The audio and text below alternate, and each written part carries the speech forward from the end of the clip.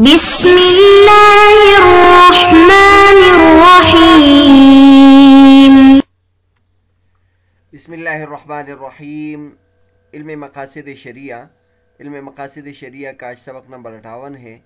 آج کے سبق کا عنوان ہے امام شاطبی رحمۃ اللہ علیہ کا نظریہ مقاصد شریعہ، حصہ 12۔ آج کے سبق میں ہم امام شاطبی رحمۃ اللہ علیہ کے نظریہ مقاصد شریعہ کا 12واں حصہ ذکر کریں گے۔ پچھلے سبق میں یعنی سبق نمبر 57 میں ہم نے امام شاطبی رحمۃ اللہ علیہ کا نظریہ مقاصد شریعہ کا 11واں حصہ ذکر کیا تھا، جس میں مقاصد شارع کی چوتھی قسم قصد الشارع فی دخول المکلف تحت احکام شریعہ، اس کی تشریح کی تھی، اور اس میں یہ بتایا تھا کہ اس سلسلے میں جو مسئلہ نمبر 2 تا 6 ہے، اس میں مقاصد اصلیہ اور مقاصد طبیعہ کا ذکر کیا ہے۔ اس میں ہم نے مقاصد اصلیہ اور مقاصد طبیعہ کی تعریف اور مثالیں ذکر کی، اور پھر یہ ذکر کیا کہ خلاصہ اس کا یہ تھا کہ مقاصد اصلیہ وہ ہے کہ جو شریعت کے بنیادی مقاصد ہو، جس میں انسان کا فائدہ اور لذت مقصود نہ ہو، جیسے عبادات ہے وغیرہ، اور مقاصد طبیعہ وہ ہے کہ جو جس میں انسان کا فائدہ براہ راست مقصود ہوتا ہے، جیسے کھانے پینے کی چیزیں ہیں یا اس طرح خواہشات کے پورے کرنے والی چیزیں۔ پھر اس میں بتایا تھا کہ مقاصد اصلیہ میں مقاصد طبیعہ بھی حاصل ہوتے ہیں، اور مقاصد طبیعہ مقاصد اصلیہ کی خدمت کرتی ہے، لیکن ہمیں مقاصد اصلیہ کو بنیاد بنانا چاہیے، اور اس کی وجوہات ذکر کی تھی۔ لیکن یہ بھی ذکر کیا تھا کہ اس کا یہ مطلب نہیں کہ مقاصد طبیعہ پر عمل جائز نہیں، اور اس کے بعد اس سلسلے میں چند اور مسائل امام شاطبی رحمۃ اللہ نے ذکر کیے تھے، جیسے چھٹا مسئلہ اخلاص سے متعلق ذکر کیا تھا، 11واں مسئلہ اعمال میں نیابت کا مسئلہ ذکر کیا تھا، اور 8واں مسئلہ مکلف کا اپنے اعمال پر مداومت کرنے کا مسئلہ ذکر کیا تھا۔ آج کے سبق میں ہم چونکہ مقاصد شریعہ میں جو شارع کے مقاصد ہے اس سے فارغ ہو گئے، اس کے 4 مقاصد امام شاطبی رحمۃ اللہ نے ذکر کیے ہیں، اب ہم مقاصد مکلف کا ذکر کریں گے۔ امام شاطبی رحمۃ اللہ علیہ نے مقاصد شارع کی 4 قسمیں بیان کی ہے، اور مقاصد مکلف میں صرف ایک قسم میں اس کے مباحث ذکر کیے ہیں۔ البتہ اس میں امام شاطبی رحمۃ اللہ علیہ نے اس کے تحت 12 مسائل ذکر کیے ہیں، جس میں بہت ہی باریک بینی کے ساتھ مکلف کے مقاصد کے بارے میں گفتگو کی ہے۔ البتہ اس میں بھی جس طرح کے مصنف کی عادت ہے کہ غیر متعلقہ مباحث ذکر کرتے ہیں، تو اس کے ضمن میں بھی کئی غیر متعلقہ مباحث ذکر کیے ہیں، لیکن جو بنیادی مباحث ہے، اس میں جو پہلا مسئلہ ہے وہ نیت کے اعتبار سے متعلق ہے، اور مقاصد کے معتبر ہونے سے متعلق ہے۔ ظاہر ہے، آپ کو معلوم ہے، مقاصد شریعہ کے ساتھ نیت کا بہت گہرا تعلق ہے، کیونکہ نیت کے ذریعے سے جو اعمال ہے اس کا مقصد واضح ہو جاتا ہے کہ انسان یہ کام کس لیے کرتا ہے۔ تو لہٰذا سب سے پہلے امام شاطبی رحمۃ اللہ علیہ نے یہ ذکر کیا ہے کہ فاعل کا جو قصد ہے اور اس کا ارادہ ہے، وہ چاہیے کہ وہ صحیح ہو۔ اس کے ارادے کا صحیح ہونا اس کے عمل کو جائز قرار دیتا ہے، صحیح قرار دیتا ہے، یا ریا قرار دیتا ہے، یا فرض قرار دیتا ہے، یا نفل قرار دیتا ہے، یا ایمان قرار دیتا ہے، یا کفر قرار دیتا ہے۔ جیسے مثلا اللہ تبارک و تعالیٰ کے لیے سجدہ یا غیر اللہ کے لیے سجدہ،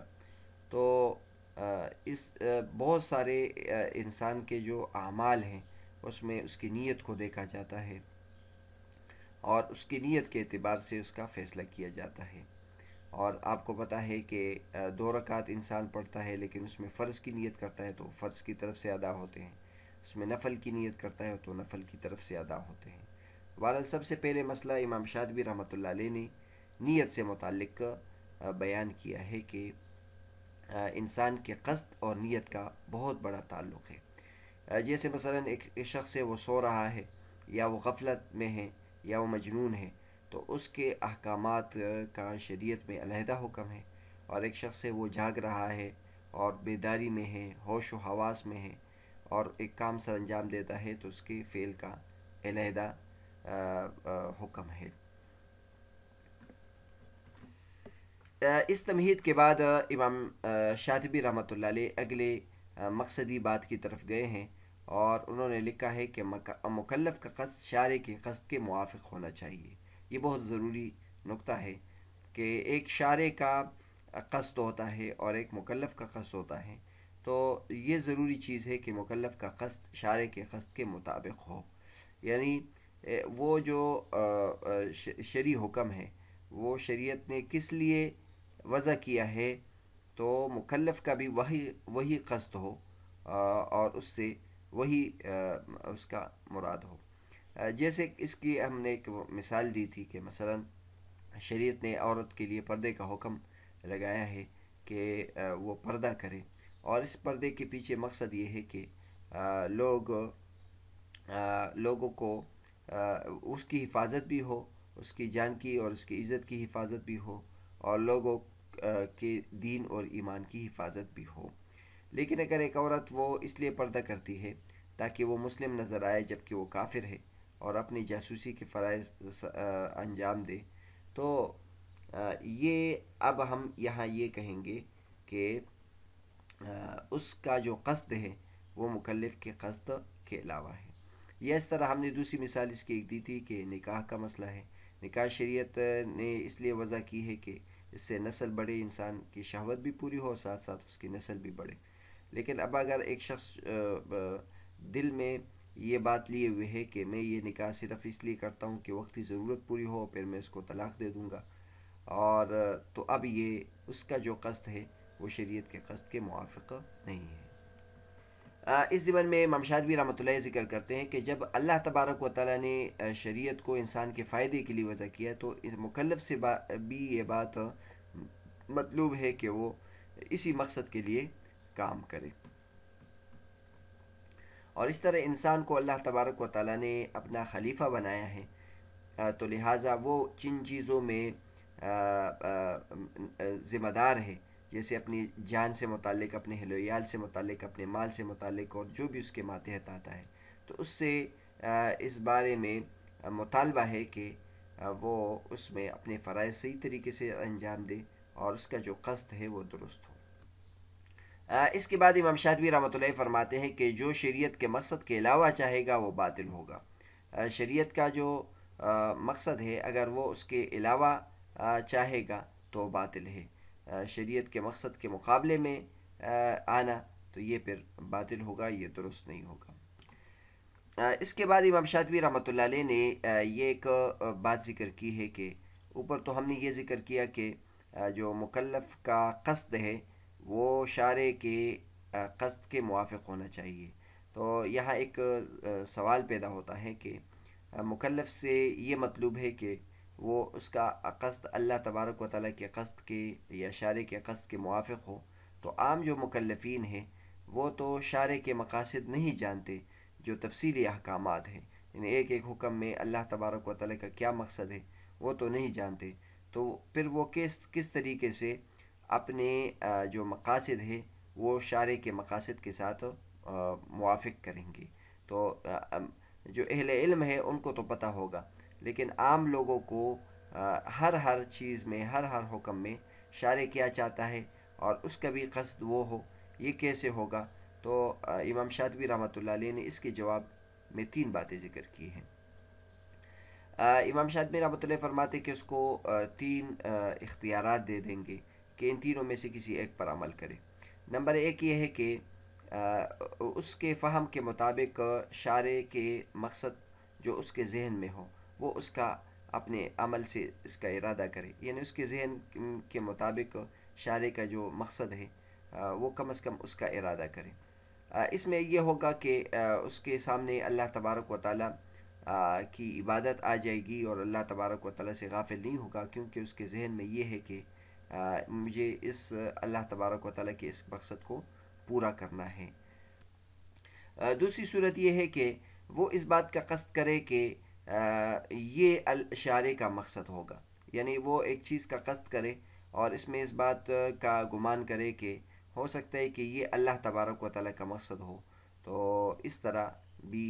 اشارے کے مقصد کے مطابق ہو جائے گا۔ تیسری صورت یہ ہے کہ چونکہ یہ شریعت کا حکم ہے اور میں نے شریعت کا حکم بجا لانا ہے، تو یہ بھی اس طرح ہے کہ اشارے کے مقصد کے موافق ہونا، یعنی اشارے کے حکم کے سامنے جھکنا، یہ بھی ایک طریقہ ہے کہ اس کا ارادہ اشارے کے مقصد کے مطابق ہونا ہے۔ اب اس کے بعد امام شاطبی رحمۃ اللہ علیہ نے یہ اس بارے میں بحث کی ہے کہ شارع اور مکلف کے مقاصد میں اگر اختلاف ہو جائے تو اس صورت میں پھر کیا ہوگا۔ تو چوتھے مسئلے میں امام شاطبی رحمۃ اللہ علیہ نے وہ تمام صورتیں ذکر کی ہے اور اس کی کل 6 صورتیں بنتی ہیں، جس میں سے پہلی صورت یہ ہے کہ مکلف شارع کے موافق ہو، قصدن بھی اور فعلاً بھی، یعنی اس کا ارادہ بھی شارع کے موافق ہونے کا ہے اور عملی طور پر وہ موافق بھی ہے، تو کہتے اس صورت میں عمل کرنے میں کوئی اشکال نہیں ہے، ظاہر ہے وہ صحیح ہوگا۔ دوسری صورت یہ ہے کہ وہ شارع کے مخالف بھی ہو، قصدن بھی اور فعلاً بھی، اس کا ارادہ بھی شارع کے مخالفت کا ہے اور عملی طور پر بھی وہ شارع کے خلاف کر رہا ہے، اس کی صورت میں اس کے باطل ہونے میں کوئی اشکال نہیں ہے۔ تیسری صورت یہ ہے کہ وہ فعل میں تو شارع کے موافق ہے لیکن قصد میں اس کا ارادہ نہیں ہے، یعنی وہ خلاف شریعت کے خلاف چلنے کا اس کا ارادہ ہے لیکن عملی طور پر وہ شریعت کے مطابق کر رہا ہے۔ اب اس صورت میں پھر آگے دو قسمیں ہیں، ایک صورت یہ ہے کہ اس کو اس بات کا پتہ نہیں ہے کہ میں شریعت کے موافق چل رہا ہوں، تو اس کا حکم یہ ہے کہ یہ اللہ تبارک و تعالیٰ کے حق میں گناہگار ہوگا کیونکہ اس کا ارادہ نیک نہیں ہے، اور لوگوں کے حق میں یہ گناہگار نہیں ہوگا کیونکہ وہ عملی طور پر برا کام نہیں کر رہا ہے۔ چوتھی صورت یہ ہے کہ یہ اس کے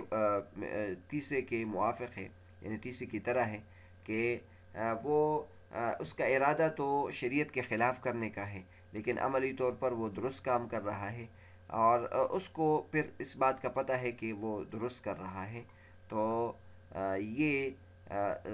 جو اس سے پہلے والی قسم ہے اس سے زیادہ طریقے سے اس کے زیادہ سخت ہوگا، کیونکہ اس صورت میں یہ ریا، نفاق اور حیلے کے ضمن میں آ جائے گا، یعنی منافقت ہے اس میں، ظاہر ہے لوگوں کو پتہ چل رہا ہے کہ یہ اس کا جو عمل ہے وہ اللہ کے لیے ہے، جبکہ وہ دل میں اس کا ارادہ اس طرح نہیں ہے۔ تو لہٰذا اب مثلا کوئی شخص نماز پڑھ رہا ہے لیکن اس کا مقصد دوسرے کو دکھلانے کے لیے ہے، تو اب اس جو نیک عمل ہے وہ بھی نماز کی شکل میں انجام دیا جاتا ہے، اور یہ شخص وہی کام کر رہا ہے جو اس کے ساتھ اس کی طرح کا ہے لیکن اس کا مقصد لوگوں کو دکھانے کے لیے ہے، تو یہ پھر ناجائز ہوگا۔ پانچویں صورت یہ ہے کہ یہ فعل میں شریعت کے مخالف ہو اور قصد میں شریعت کے موافق ہو، اور اس کو مخالفت فعلیہ کا پتہ بھی ہے کہ میں عملی طور پر غلط کام کر رہا ہوں۔ ایسی عموماً یہ جو صورت ہوتی ہے یہ وہ صورت میں ہوتا ہے کہ یہ شخص اپنے عمل کے لیے تعویل کرتا ہے، جیسے بدعت کی مثالیں یہاں دے سکتے ہیں۔ بدعت والا جو کام کرتا ہے وہ دین میں ایک نئی چیز ایجاد کرتا ہے، وہ سمجھتا ہے کہ میں نئے کام کر رہا ہوں لیکن عملی طور پر وہ شریعت کے مخالفت کرتا ہے، تو یہاں انہوں نے اس کی مذمت ذکر کی ہے کہ یہ ایک مذموم فعل ہے، اور بدعت کے بارے میں بہت زیادہ دلائل سے یہ ثابت ہے کہ بدعت اس چیز نہیں ہے۔ آٹھویں صورت یہ ہے کہ یہ پچھلے کی طرح ہے کہ یہ عملی طور پر تو شارع کی مخالفت کر رہا ہے اور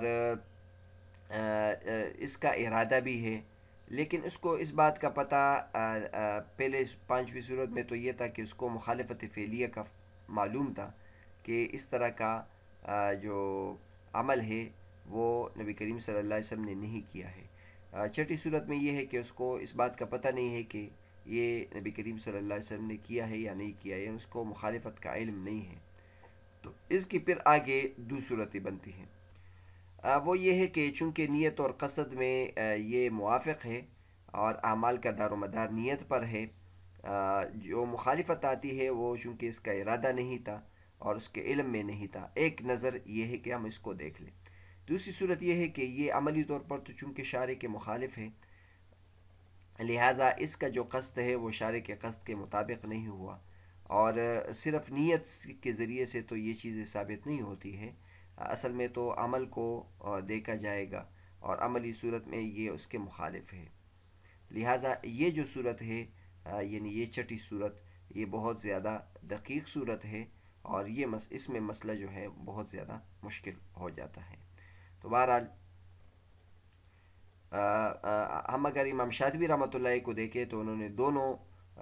دونوں طرفوں کا اور دونوں زاویوں کا اس میں خیال رکھا ہے، یعنی موافقت قصدیہ اور مخالفت فعلیہ دونوں کا اس حکم پر اثر ہوگا۔